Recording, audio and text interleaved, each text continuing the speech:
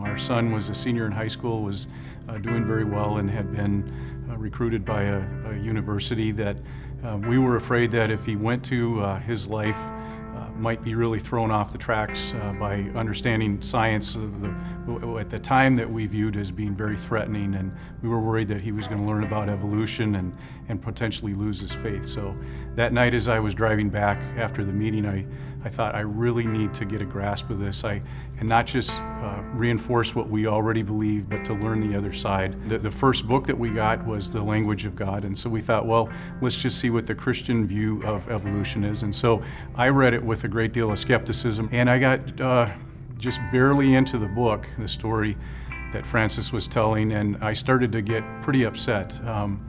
He was telling me a story of his Christian faith, and yet he was telling me of his understanding of evolution. And on one particular night, I was laying in bed. It was about 1:30 in the morning, and this was really upsetting me because this is not how I was raised. It's not how I thought things went.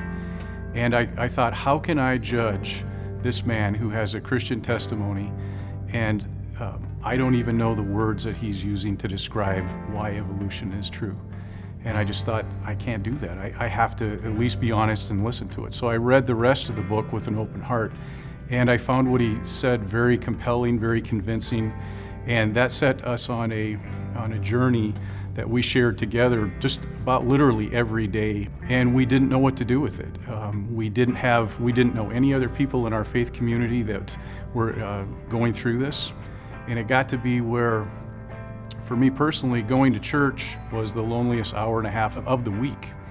And it's not a good situation when you feel lonely at church.